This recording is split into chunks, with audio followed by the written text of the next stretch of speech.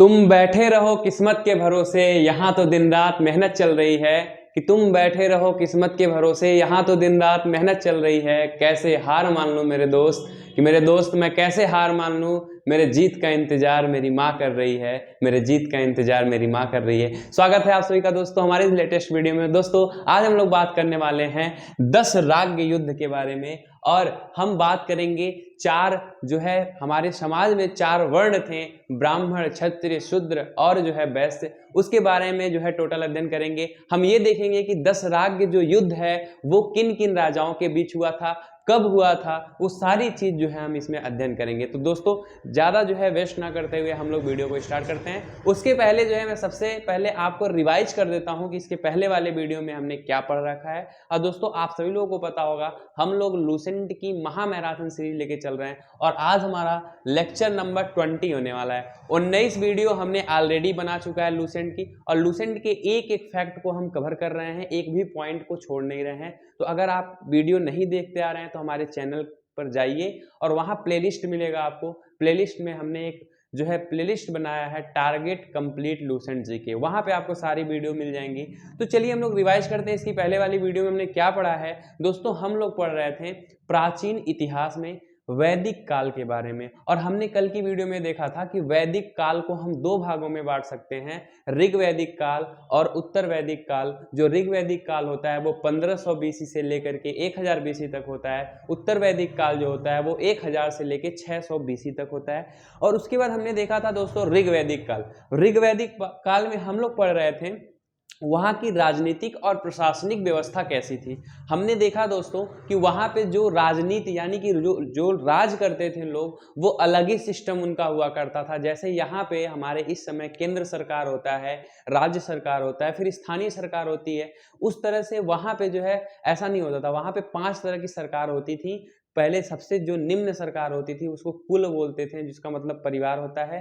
फिर ग्राम होता था, फिर विश्व होता था, फिर जन, फिर जाकर के एक राष्ट्र का निर्माण होता था। फिर हमने देखा कि दोस्तों कि अगर इस तरह से जो है कई गुटों में बटा हुआ है तो इसको चलाने के लिए कुछ अधिकारी भी होंगे। तो हमने इसके पहले वाले में वीडियो देखा था कि ऋग वैदिक काल के जो प्रमुख अधिकारी थे वो उनको क्या क्या कहा जाता था, वो क्या क्या करते थे, ठीक है। उसके बाद हमने देखा था दोस्तों कल की वीडियो में कि संस्थाएं दो तरह की थी, एक संस्था सभा थी और एक संस्था समिति थी। सभा जो है वो श्रेष्ठ लोगों की जो है संस्था थी, और जो समिति है वो जनरल लोगों की थी। देन उसमें जो चौथा पॉइंट है दोस्तों वो है युद्ध। अब आप खुद ही सोचिए कि अगर इतने सारे राज्य हैं, उसमें इतनी बड़ी जो है राष्ट्र है, इतने लोग रह रहे हैं, तो उसमें युद्ध जरूर हुआ करता होगा। और युद्ध एक हुआ था जिसका नाम है 10 राग युद्ध। वो बहुत ही खतरनाक युद्ध था, उसमें जो है बहुत सारे लोग मारे गए थे, और वो किन के बीच हुआ था वो सारी चीजें हम डिटेल करेंगे, ठीक है। तो चलिए देर न करते हुए स्टार्ट करते हैं आज की वीडियो। युद्ध में हम पहला पॉइंट देखेंगे दोस्तों, ऋग वैदिक काल में युद्ध के लिए गिविष्ट शब्द का प्रयोग किया गया है। Use of the word gavishti for war. अब ध्यान दीजिए पहला पॉइंट तो यही आपके लूसेंट में भी मिलेगा कि युद्ध शब्द के लिए किसका यूज किया गया है, गविष्ठी का यूज किया गया है। गविष्ठी क्या है दोस्तों, गविष्ठी मतलब होता है गाय की खोज। क्या होता है दोस्तों इसका मतलब होता है गाय की खोज, यानी कि search of cow, search of cow. अब दोस्तों यहाँ गाय की खोज से क्या मतलब है, तो मैं आपको एक कहानी बताता हूँ जिससे ये समझ में आएगा कि लोग युद्ध क्यों किया करते थे ऋग वैदिक काल में। तो आपको पता होगा दोस्तों जितने भी हमारे आर्य आए हैं वो कहाँ से आए हैं दोस्तों, सेंट्रल एशिया से आए हैं, यानी कि मध्य एशिया से आए हैं। और मध्य एशिया से ये लोग कहाँ पे आए हैं दोस्तों, ये लोग भारत में आए हैं। तो ये हमारा समझ लीजिए भारत है, भारत में आए थे हमारे जितने भी आर्य थे। तो सेंट्रल एशिया का जो माहौल था, जो जमीन थी, वो उतनी पॉस्चर नहीं होती थी। वहाँ पे बहुत ज़्यादा कृषि का प्रचलन नहीं था। उनका जो मुख्य व्यवसाय था दोस्तों वो क्या था, पशुपालन था। क्या था, पशुपालन। और पशुपालन में वो गाय को भी क्या करते थे, पालते थे। तो देखा गया कि जो सेंट्रल एशिया वाले आए वो अपने साथ कुछ गाय भी लाएं, कुछ भैंस भी लाएं, कुछ जो है पशुओं को भी लेके आए। तो जब यहाँ पे आए जो है तो ऐसा माना जाता है कि वो एक ही साथ नहीं आए थे, वो कई गुट में आए थे। जैसे ऐसे बहुत सारे गुट में आए होंगे, एक ग्रुप आया होगा, एक ग्रुप मान लीजिए यहाँ आया है, दूसरा ग्रुप यहाँ आया है, तीसरा ग्रुप यहाँ आया है। तो ऐसे मान लीजिए 3-4 ग्रुप आ गए A B C। अब जब आएंगे ग्रुप में तो यहाँ पे देखा गया कि पशुपालन यहाँ पे कृषि जो है अच्छी होती थी, अब वो लोग पशुपालन करते थे, तो यहाँ पे पशुओं के बीच पशुओं को ले करके ज़्यादातर लड़ाइयाँ हुआ करती थी। तो वहीं से एक नाम दे दिया गया गविष्टि, कि लोग गाय की खोज में, यानी कि सीधा संबंध आपका गाय की खोज से है, इसीलिए बोला गया कि जो युद्ध के लिए शब्द यूज किया जाएगा उसको क्या बोलेंगे, गविष्टि बोलेंगे। यानी कि लोग गाय की खोज में जो है आप बोल सकते हैं युद्ध करते थे। क्यों करते थे आपको पता चल गया होगा कि सेंट्रल एशिया में पशुपालन होता था और हमारे देश में सबसे ज़्यादा कृषि होती थी, क्योंकि ये हमारा जो देश है वो नदियों के किनारे स्थित है। यहाँ पे पॉस्चर्स जो है लैंड होते हैं, जो भी भूमि होती है वो नमी वाली होती है, यहाँ पे कृषि जो है अधिक ज़्यादा होती है। और वो जब पशु लेके आएंगे तो वो कहेगा मेरा पशु है, वो कहेगा मेरा पशु है, इसी में दोनों क्या करेंगे, लड़ते रहेंगे। तो इसलिए हम यहाँ ध्यान रखेंगे कि युद्ध के लिए गविष्टि का यूज किया गया है, और गविष्टि का अर्थ क्या है, गाय की खोज, सर्च ऑफ काउ। ठीक है, अब दोस्तों बात करते हैं दशारग्य युद्ध। अब ये दशारग्य युद्ध कहाँ हुआ था दोस्तों, तो मैंने आपको बताया जैसा कि सेंट्रल एशिया से लोग आए थे, तो कई गुटों में, जिसको बोला जाता था कबीला, कई कबीले में लोग रहते थे, कुछ लोग अलग रहते थे, कुछ लोग अलग रहते थे, कुछ लोग अलग रहते थे, और उन्हीं के बीच क्या होता था दोस्तों, युद्ध हुआ करता था। ठीक है, तो युद्ध ये कहाँ हुआ था दोस्तों, ये रावी नदी के किनारे, रावी नदी के तट पर। रावी को उस समय कौन सी नदी बोलते थे दोस्तों, पुरसड़ी नदी। क्या बोलते थे, पुरसड़ी नदी बोलते थे, तो ये ध्यान रखिएगा, पुरसड़ी नदी। यहाँ पे दोस्तों दो लोगों के बीच युद्ध हुआ था। एक का नाम था दोस्तों सुदास। क्या नाम था दोस्तों, सुदास, जो कि अकेला था। और सुदास को हम बोलते हैं भरत का समुदाय, यानी कि भरत एक टिला हुआ करता था, कबीला, उसी के क्या थे, ये राजा थे।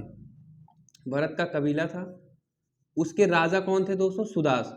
अब सुदास और 9 लोग और थे। कौन थे, 9 लोग, 9 जन, यानी कि 9 लोग, यानी कि 9 राजा और इकट्ठा हुए थे, और एक अकेला सुदास था, उनके बीच जो है युद्ध हुआ था। तो ऐसा माना जाता है कि इसका नाम कैसे पड़ा, दशराग्य। दशराग्य का मतलब होता है 10 राजाओं के बीच युद्ध। ऐसा युद्ध जो 10 राजाओं के बीच हुआ हो उसको हम दशराग्य युद्ध बोलते हैं। और दशराग्य युद्ध जो है इसको बैटल ऑफ 10 किंग बोला जाता है। और ये रावी नदी के किनारे 2 राजाओं के बीच हुआ था, एक राजा सुदास के बीच, और 9 और राजा जो है मिल करके सुदास से क्या कर रहे थे, लड़ाई कर रहे थे। और सुदास जो है वो भरत जो है एक टिला हुआ करता था, एक कबीला हुआ करता था, उसके क्या होते थे, राजा हुआ करते थे। और इसमें जीत दोस्तों किसकी हुई थी, सुदास की ही जीत हुई थी। ठीक है, तो यहाँ जीत भी किसकी हुई है, सुदास की विजय हुई है। तो दशराग्य युद्ध के बारे में आपको क्या क्या जानकारी जो है याद रखना है, तो ध्यान रखिए, आपसे पूछा जाएगा कि दशराग्य युद्ध के बारे में पता कैसे चला, तो आप बताएंगे ऋग्वेद के 7वें मंडल में। आपको पता होगा ऋग्वेद में 10 मंडल हैं, 1028 सूक्त हैं और 10,462 ऋचाएं हैं। तो 10 मंडल में से जो उनका 7वां मंडल है ऋग्वेद का, उसमें हमें पता चलता है कि दशराग्य युद्ध भी हुआ था। और दशराग्य युद्ध जो है वो सुदास और 9 और अन्य राजाओं के बीच हुआ था। तो इसलिए हम बोलते हैं कि पुरसड़ी रावी नदी के तट पर सुदास भरत समुदाय और 10 जनों के बीच जो है हुआ था, जिसका नाम क्या था, सुदास। ये सुदास जो है इस का पार्ट लिखा हूं मैं, सुदास का ही क्या हुआ था, विजय हुआ था। और ये ऋग्वेद के 7वें मंडल से हमें क्या मिलती है, जानकारी मिलती है। तो आई होप दोस्तों दशराग्य युद्ध क्या है आपको समझ में आया होगा, बैटल ऑफ 10 किंग है क्या है आपको समझ में आया होगा। तो ये था युद्ध। अब हम बात कर चुके हैं दोस्तों ऋग्वैदिक काल की राजनीतिक व्यवस्था, प्रशासनिक व्यवस्था, यानी कि वहाँ लोग कैसे रहते थे।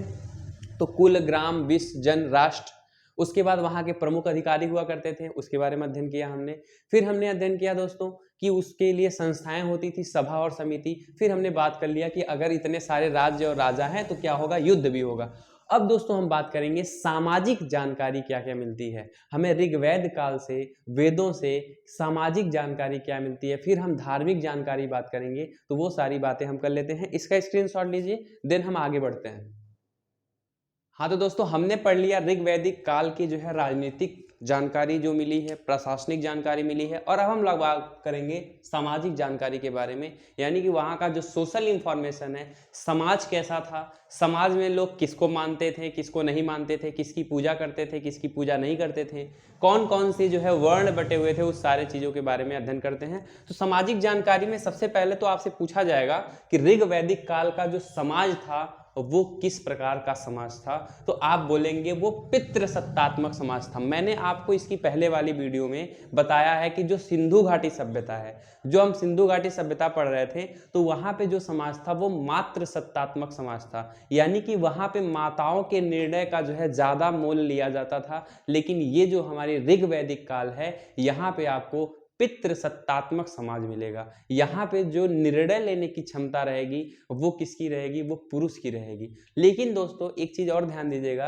भले ही यहाँ पे पितृसत्तात्मक समाज है, लेकिन स्त्रियों की बहुत ही अच्छी स्थिति बताई गई है। यानी कि स्त्रियों में कोई भेदभाव नहीं किया जाता था, स्त्रियों को पढ़ाया जाता था, लिखाया जाता था ऋग वैदिक काल में। लेकिन जैसे ही हम उत्तर वैदिक काल में बढ़ेंगे आगे, वैसे ही स्त्रियों की बहुत ही दयनीय स्थिति हो जाएगी। उनको जो है पढ़ने जो है नहीं दिया जाएगा, बाल प्रथा, सती प्रथा, ये सारी बहुत सारी जो है चीजें आ जाएंगी। तो ऋग वैदिक काल में जब शुरुआत हुआ था वेद का, वैदिक काल का, तो ऐसा कुछ नहीं था। उसके बारे में हम पूरा डिटेल अभी अध्ययन करेंगे, ठीक है। तो सबसे पहला पॉइंट तो यही है दोस्तों कि उस वहां का समाज कैसा था, पितृसत्तात्मक था। पितृसत्तात्मक मतलब जो पुरुष की होती थी वो निर्णय लेने की क्षमता होती थी। उसके बाद दोस्तों हम पढ़ेंगे वर्ण व्यवस्था के बारे में। तो सामाजिक जानकारी में जो सबसे पहला पॉइंट आता है वो आता है वर्ण व्यवस्था, यानी कि वहां का जो समाज था वो 4 वर्णों में बटा हुआ था। 4 वर्ण कौन कौन से दोस्तों, ब्राह्मण, क्षत्रिय, शूद्र और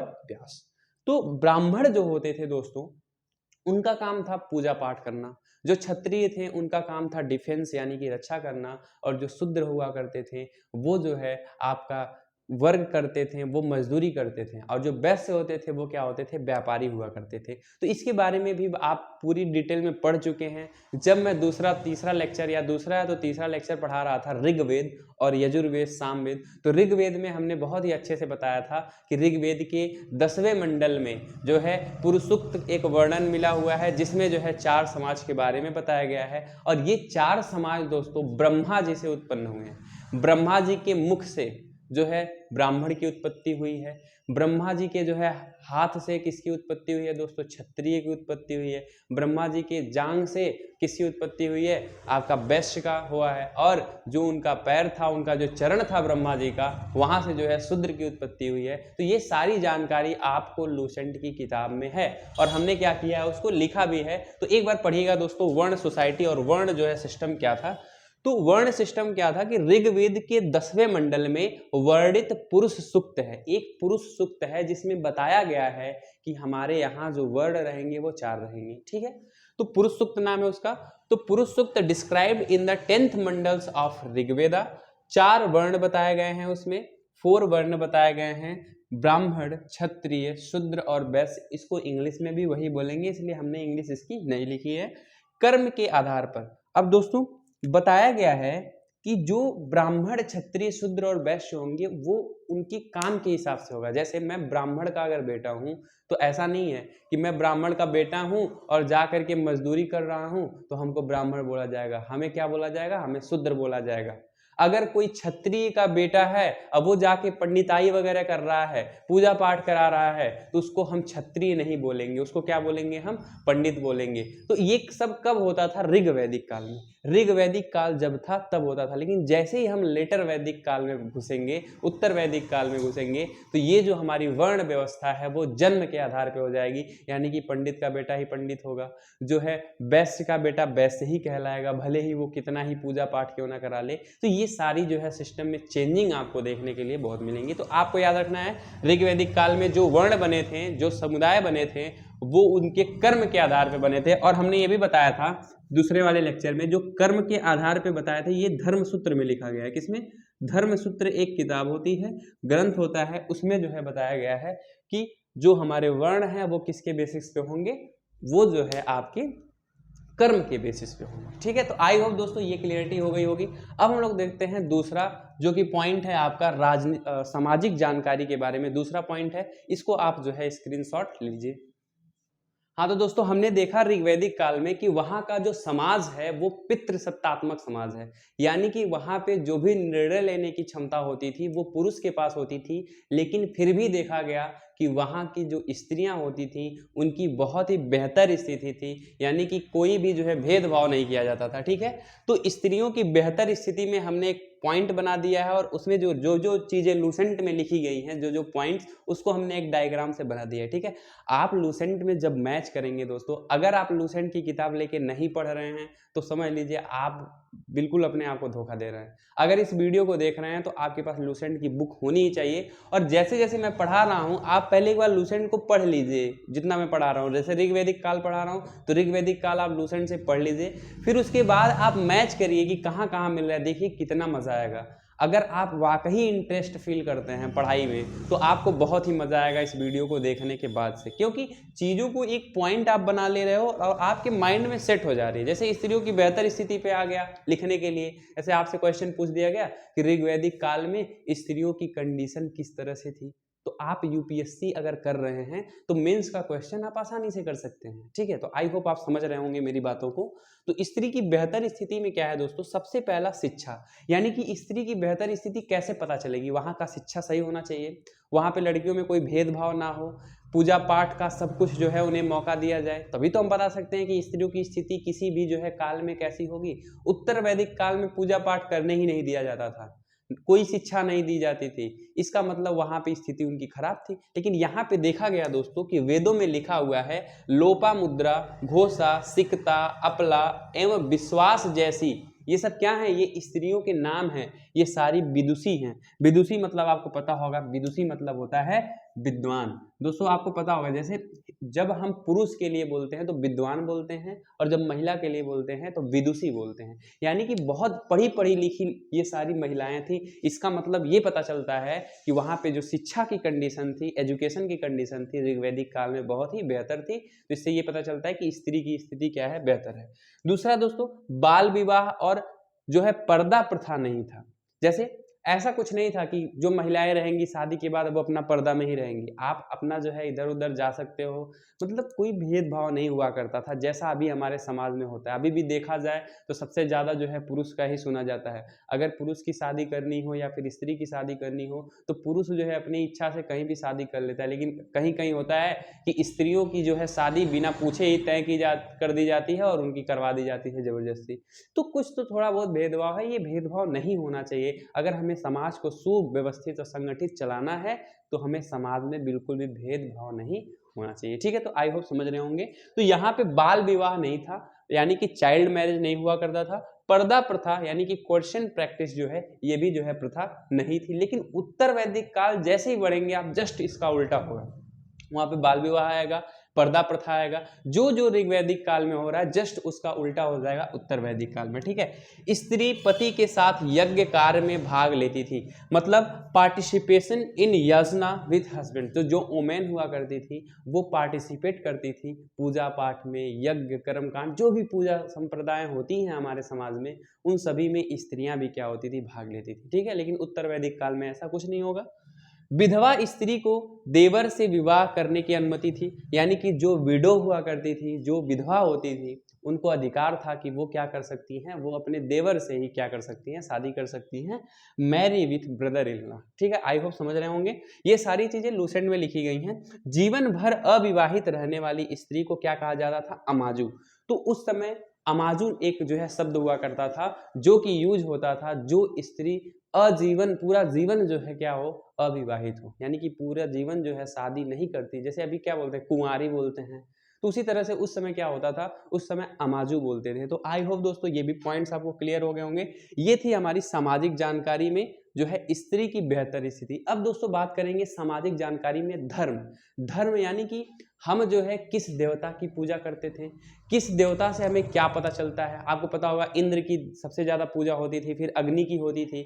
इंद्र को क्या कहते हैं, एक जो है आपके बुक में डायग्राम बना हुआ है, उस डायग्राम को मैं बना देता हूं कि किस देवता की पूजा कब की जाती थी और किस देवता किस चीज से संबंधित है। उसका डायग्राम भी मैं अभी आपको दिखाऊंगा।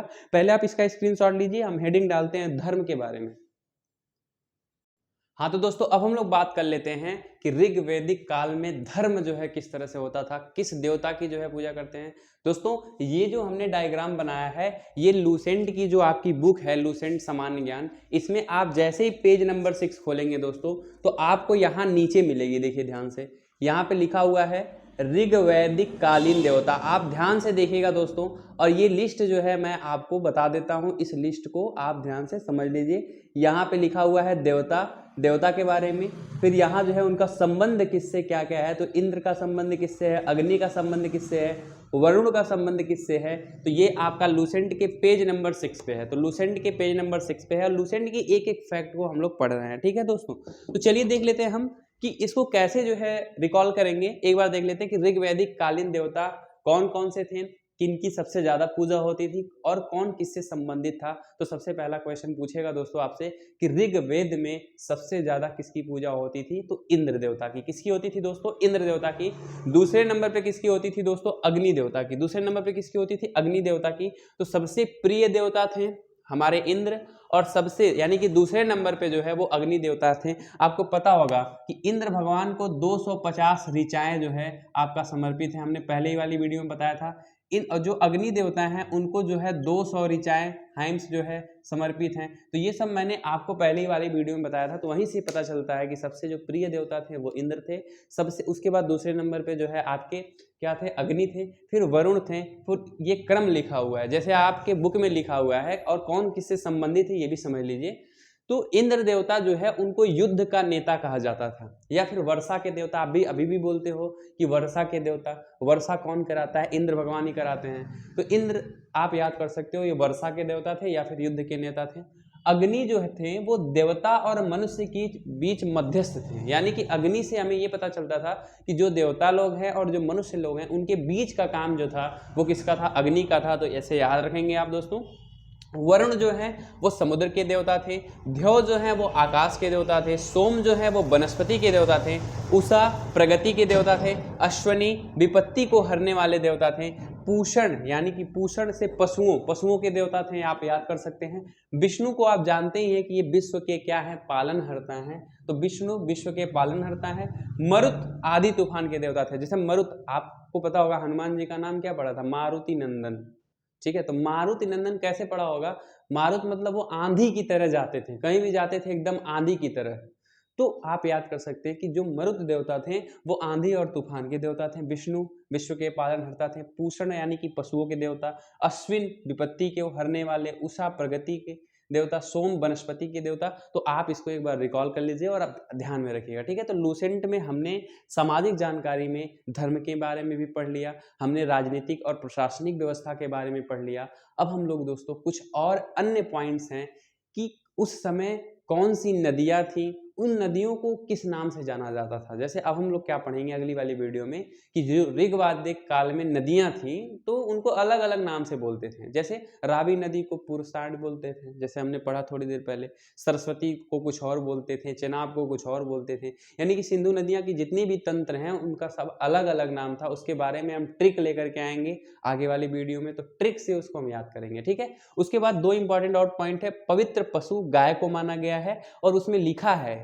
लूसेंट में कि पवित्र पशु जो है वो गाय है, और इनके लिए अधन्या शब्द का यूज हुआ है। अधन्या मतलब होता है अधन्या, जिसको मारा ना जाए, ठीक है। तो अधन्या मतलब ये ना मारने योग्य है और ये सबसे पवित्र पशु हैं। ये वेद से हमें पता चलता है, धर्म से पता चलता है।